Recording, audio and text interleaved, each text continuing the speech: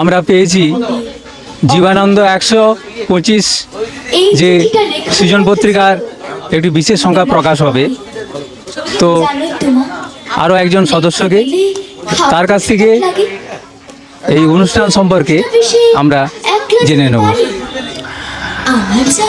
কবি এবং সৃজন সম্পাদক মণ্ডলীর সদস্য প্রবীর চক্রবর্তী এর আগেই বলে গেছেন, আগামী 11ই জানুয়ারি রবিবার দিনে বেলা 1টার সময় মেদিনীপুরে সৃজন পত্রিকার উদ্যোগে কবি জীবনানন্দ দাশের যে 125 বছর পূর্তি উপলক্ষে কবি জীবনানন্দ দাশের উপরেই একটি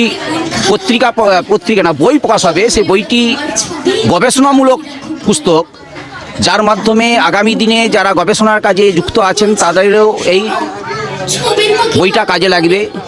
এছাড়াও আরও কয়েকজন কবির, বিশেষ করে আমি যেটা জানি প্রবীর চক্রবর্তী বললেন না, ওনার একটি বই মহাভারতের পঞ্চকন্যা প্রকাশিত হবে ওই 11 তারিখে ঘাটাল থেকে এবং পশ্চিম মেদিনীপুর জেলা থেকে মোট 100 জন কবি ওই অনুষ্ঠানে অংশগ্রহণ করবেন এবং তারা কবিতা পাঠে অংশগ্রহণ করবেন।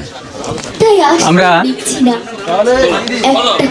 সৃজন পত্রিকার যে জীবানন্দ 125 এই গ্রন্থ প্রকাশ হবে তার সবিস্তারে জানলাম। শুধু গ্রন্থ প্রকাশ নয়, এর সঙ্গে আমন্ত্রিত 50 জনেরও বেশি কবি এই অনুষ্ঠানে কবিতা পড়বেন।